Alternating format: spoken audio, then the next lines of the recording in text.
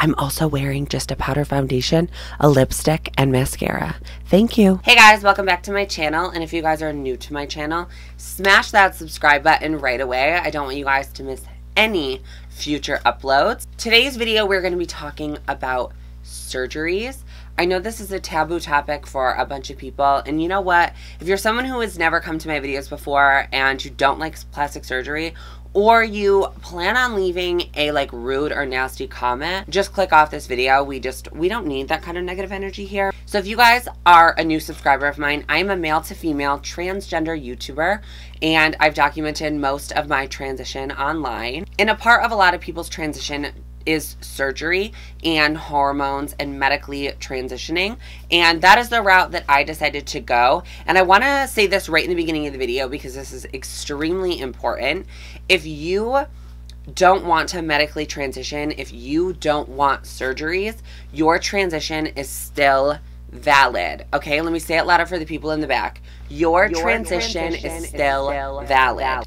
I know that a lot of people think if you don't medically transition, or if you don't, get huge boobs and have a BBL and have FFS and all of that nonsense and, look extremely fishy and overly plastic surgery, then your transition isn't valid. And we all look so different, honestly. Some of us need less surgery than others, and some of us decide to have more or decide to have less. I mean, transitioning is up to the person who is transitioning. For me, medically transitioning was something that was necessary. I needed to have hormones. I needed to, undergo surgery, to feel a little bit more like myself. I did have a breast augmentation done in May of 2018. So it's been over a year. We're going on almost 2 years from my breast augmentation. I know I get questions a lot of times, especially when I'm asking you guys for Q&A questions or any questions you have about my transition. I always get the comment, did you have SRS? Did you have surgery down there yet? No offense, it is nobody's business what I have going on down there. That's my own business that I choose to share online. And maybe that was my issue, is I've been very open about my transition in order to help educate a lot of the community that is very ignorant and doesn't really know much about what being transgender is. I really wanted to, be open and educate, but that also doesn't allow everyone to, get in my personal space and, continue to ask me the questions of SRS. I'm very open. You guys know that. I have not had sex reassignment surgery yet, and not because I don't want to. It's because I, this past year, have went through so much. And I have friends who have had sex reassignment surgery, and they have told me that it is very mentally exhausting. And being in the depressive state that I was in, the very high anxiety state that I've been in, I didn't think it was the right time for me to have sex reassignment surgery. And that's okay. Do I plan on having it? Yes, most definitely. It's just not in the cards for right now.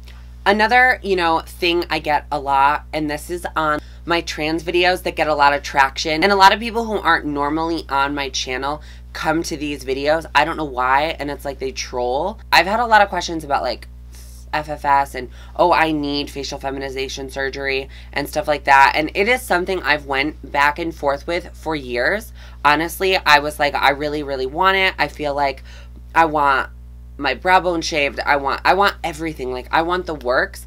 And the only reason I have not went through with it is because A, it's expensive. And you can range anywhere from $10,000 to $30,000 for a facial surgery. And I'm not really that dysphoric about it anymore. There are some days, I mean, I have my days, trust me, where I'm extremely dysphoric about my face and wanting FFS and all of that. And there's other days where I am completely fine and I have no issue. That's also the reason why I've not decided to go through with it, because it's not something that really bothers me all the time. And I don't want to go through with a surgery and have like a totally different face and realize I hate the new face and I wish I had like my old face. So I'm not 100% sure that I want to go through with FFS.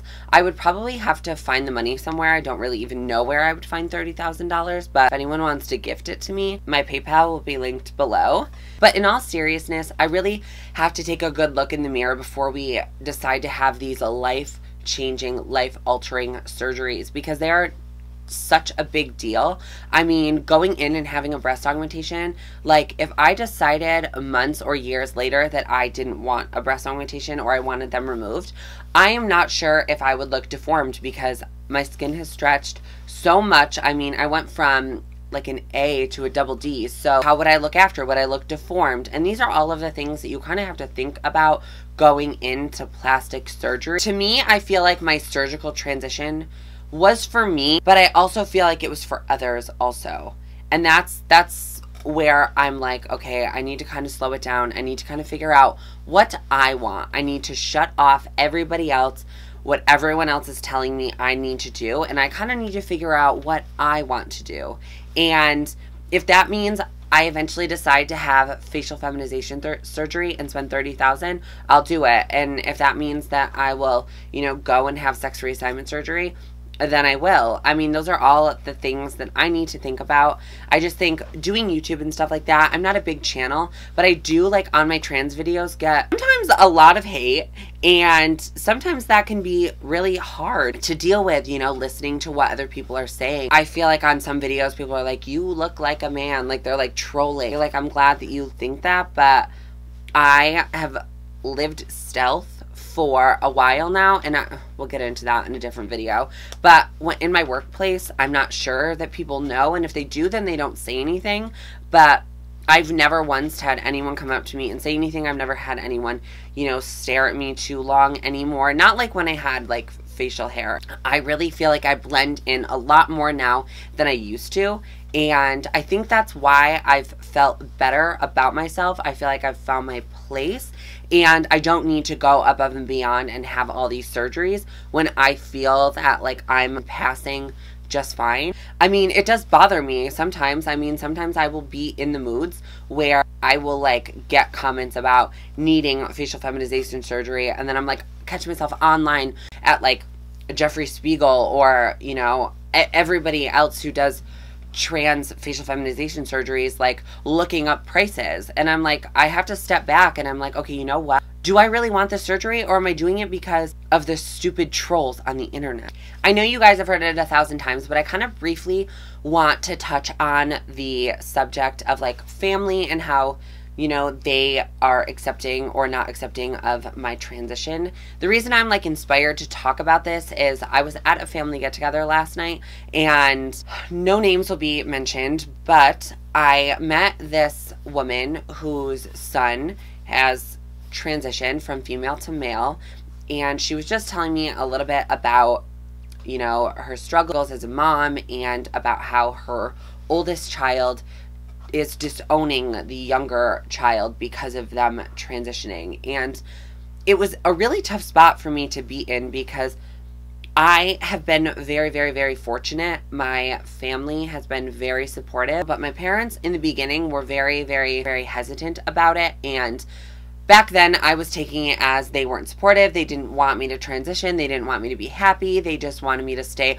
a boy forever and, you know, live out my life to make them happy. But looking back on it now and, you know, years of talking to them about it, they were just worried that I was going to get hurt, like that people were never going to accept me and that I wasn't going to be able to live this normal life that I wanted to live because people would never accept me. They were worried about that. And they've seen through the years that it has not been a big deal at all. So my parents have come around 360. My dad especially is very like supportive. He was never homophobic or transphobic or anything. He's just a very inspiring person when it comes to like dealing with all of this, I think.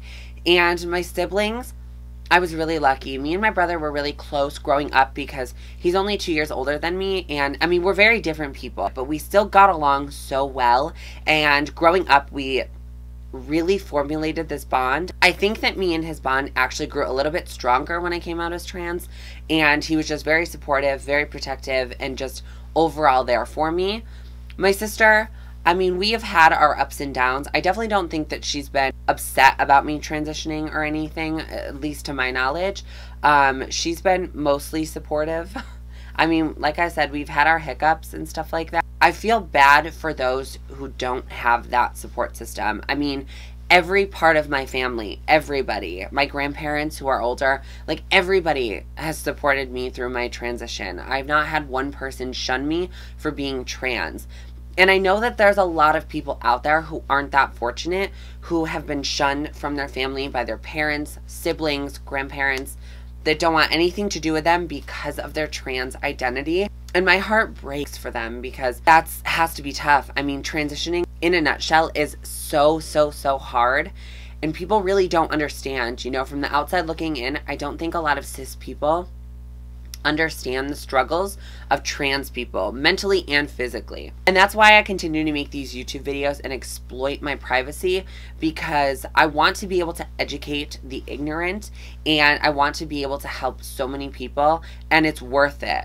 I've had a lot of you guys, you know, commenting on my videos about how you're a parent of a trans individual, or you are a trans individual yourself, or you know someone. If I can be like an education source or a support system for someone who maybe doesn't have it, I will hands down do that and exploit my privacy all the way. This video has become a mess of a topic, but I really wanted to touch on some important things that, you know, I guess have really been affecting me lately. And last night was just the straw that broke the camel's back, and I was like, you know what, we need to chat. But this is all that I have for my video. If you guys have any questions for me, you know, trans related or, you know, anything, leave them down in the comments. You guys know I try to answer every single one of them to the best of my ability. So leave a comment down below. Don't forget to give the video a thumbs up. We always got to keep giving the thumbs up, and subscribe if you guys have not already. Join the family. We are always accepting new members. And don't forget to check out my last video. I will link that right here for you guys. Stay on the channel, have a couple laughs, learn a couple makeup techniques, and I will see you guys on my next video.